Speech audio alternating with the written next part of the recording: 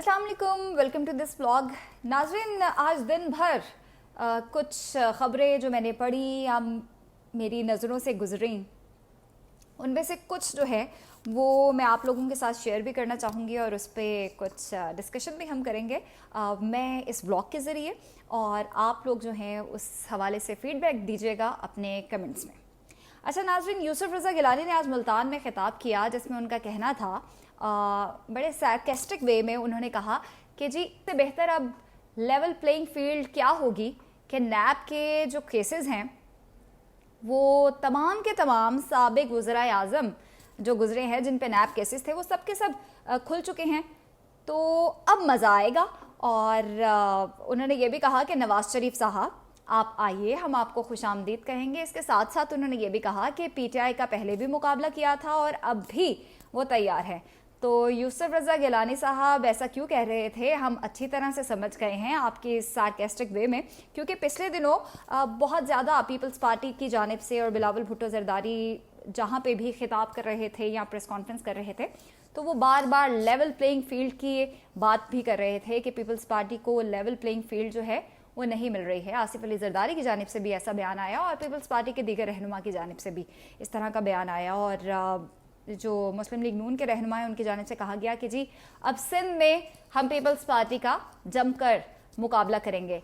तो इस तरह की जो आपस में चपिकलिश थी वो हमारे सामने आ रही थी दोनों जमातों की, तो उस पर यूसुफ रज़ा गिलानी का इस तरह का बयान आना और वो भी नैब केसेस के हवाले से बड़ा ही मज़ाक का केस था। एनीवेज, अगली जो स्टोरी है वो वर्ल्ड कप के वार्म अप मैच के हवाले से है। आज न्यूजीलैंड और पाकिस्तान का वार्म अप मैच था और माशाल्लाह हमारी टीम ने क्या खेला है। ये मैंने वैसे सार्केस्टिक वे में कहा है। जनाब, न्यूजीलैंड ने वार्म अप मैच में पाकिस्तान को हरा दिया है और अच्छा खासा, मुझे तो लग रहा था कि अच्छा खासा 350 का अगर टारगेट मिला था तो ये अच्छा खासा टारगेट था पाकिस्तान की जानिब से। बाबर आजम और मोहम्मद रिजवान काफ़ी अच्छा आज खेले, लेकिन हमारे बॉलर्स ने डिफेंड नहीं किया और 44वें ओवर में न्यूजीलैंड ने वो टारगेट पूरा कर लिया था 5 विकेटों के नुकसान पे। तो ये अभी वार्म अप मैच में ये हाल था। तो अपनी टीम को मैं एक मशवरा देना चाहूँगी, छोड़ दें, आ जाए वापस, रहने दें। अगर आपने आगे भी ऐसे ही खेलना है और मैचेस हारने हैं, हालांकि आप लोग सेमीफाइनल में बहुत से जो क्रिकेट एक्सपर्ट्स हैं उनकी जानिब से कहा गया कि सेमीफाइनल की फेवरेट टीम जो है वो पाकिस्तानी टीम है। तो अगर फेवरेट टीम का ये हाल है तो आगे पता नहीं ये लोग क्या करने वाले हैं, अल्लाह ही खैर करे। अच्छा, अगली जो स्टोरी है जिस पे मैं बात करना चाहूँगी वो है आशूब चशम यानी कि आई इन्फेक्शन के हवाले से। वैसे तो ये बहुत ज़्यादा फैलता जा रहा है और उसी तरह ये फैल रहा है जिस तरह कोरोना फैला था, और एक दिन में पता नहीं कितने हज़ारों केसेस जो हैं वो रिपोर्ट हो रहे हैं। पंजाब में सबसे ज़्यादा आई इन्फेक्शन फैल रहा है, इसलिए जो कोरोना में एहतियाती तदाबीर बताई जा रही थी डॉक्टर्स की जानिब से, इसमें भी कुछ ऐसी ही एहतियाती तदाबीर बताई जा रही हैं कि जी सफाई सुथराई का ख्याल रखें, गंदे मत रहिए। बारहा कहा जाता है सफाई निस्फ़ ईमान है और बहुत सी बीमारियां जो हैं वो इस वजह से दूर हो जाती हैं। तो आप लोग क्यों नहीं समझते हैं, समझा करें ना, अपने आप को साफ़ रखें, अपने माहौल को साफ़ रखें, इर्द गिर्द को भी साफ़ रखें, अपना भी नुकसान होने से बचाइए और दूसरों का भी नुकसान मत कीजिए। और जिन बेचारों को आई इन्फेक्शन हो गया है किसी वजह से, उनके लिए दुआ है कि अल्लाह ताला उनको जल्द से जल्द वो सेहतयाब करें, क्योंकि कोई भी बीमारी हो यकीनन उसमें तकलीफ़ बहुत ज़्यादा होती है और आँखों का इन्फेक्शन यकीनन बहुत तकलीफ़देह होगा। और अल्लाह ताला जो हम लोग बच चुके हैं अल्लाह ताला उनको बचाए ही रखे। अच्छा नाज़रीन, आज एक बहुत ही इंटरेस्टिंग और फ़नी तो मैं नहीं कहूँगी, बेचारी जिसका इतना ज़्यादा नुकसान हुआ है उसके लिए तो ये बिल्कुल फ़नी नहीं है, लेकिन मुझे पढ़ के बहुत हंसी आई। वो ये थी कि जी इंडिया के एक बैंक में चोरी क्या हो रही है, एक लॉकर के अंदर एक खातून का वो लॉकर था और उसमें 18 लाख रुपए मौजूद थे और बैंक की जानिब से उस खातून को कॉल की जाती है कि आप काइंडली फटाफट बैंक आ जाएं और अपने लॉकर को, हमने आपका लॉकर खोला है, ज़रा तस्दीक करनी है कुछ चीज़ों की। अब वो परेशान हो गई होंगी, वो आए जब बैंक में तो हुआ क्या जी, 18 लाख रुपए दीमक चाट गई। उस बैंक के लॉकर के अंदर दीमक थी और उसके अंदर जो मौजूद रकम थी 18 लाख बहुत बड़ी रकम होती है। वो सारी की सारी दीमक जो है वो रकम को खा गई।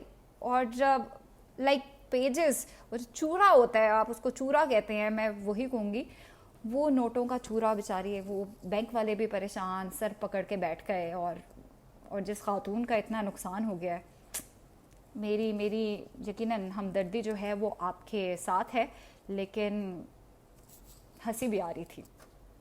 खैर, एक और इंटरेस्टिंग जो कि इस ब्लॉग की आखिरी स्टोरी होगी, क्योंकि शायद ब्लॉग जो है वो लंबा होता जा रहा है।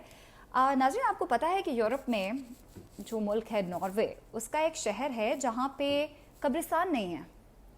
जी बिल्कुल, कब्रिस्तान नहीं है। उसका शहर है जी, आई डोंट नो मैं इसको सही प्रोनाउंस कर रही हूँ या नहीं, बट इट इज़ लोंगायरबीन, जहाँ पे तकरीबन सख्त सर्दी होती है, हमेशा से ही -50 टेम्परेचर रहता है। और कहा जाता है कि यहाँ पे अगर किसी का पता चल जाए कि ये बीमार है तो उसको फ़ौरन से पहले शहर छोड़ने का हुक्म दे दिया जाता है। और जितने भी कब्रिस्तान थे वो वर्ल्ड वॉर के बाद जो है उनको ताले लगा दिए गए थे, बिकॉज़ वर्ल्ड वॉर के बाद 1918 में जो इसकी हिस्ट्री लिखते हैं, उनका कहना था कि 1980 में 18 में वहाँ पे फ्लू की बीमारी जो थी वो फैल गई थी, जिसकी वजह से ये शहर भी काफ़ी मुतासिर हुआ था और तकरीबन 11 हलाकतें हुई थी। और जब दफनाया गया था, चूँकि वहाँ पे सर्दी का मौसम होता है और -50 डिग्री टेम्परेचर रहता है, इसलिए डॉक्टर्स का कहना था कि वो जो डेड बॉडीज़ थी वो ज़मीन में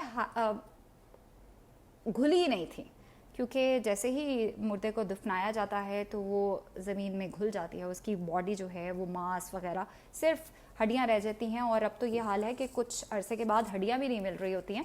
लेकिन यहाँ पे चूँकि ऐसा टेम्परेचर की वजह से वो डेड बॉडी बिल्कुल वैसे की वैसी ही रहती थी, इसलिए कब्रिस्तानों को लगा दिए गए ताले। और इस वक्त भी वहाँ सडन डेथ हो जाती है तो उस डेड बॉडी को उस शहर में नहीं दफनाया जाता, बल्कि उसकी फैमिली को कहा जाता है कि इसको इस शहर से ले जाएं। और जो बीमार होते हैं और पता चल जाता है उनको कहीं से भी डॉक्टर्स की जानिब से, या उनको लगता है कि बस इसकी जो डेथ है वो करीब है, तो उसको फ़ौरन से पहले कह दिया जाता है आप ये शहर छोड़ के चले जाएं।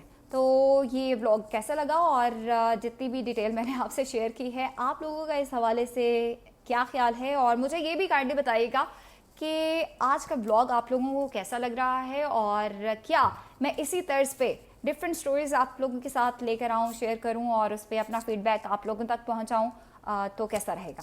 Thank you.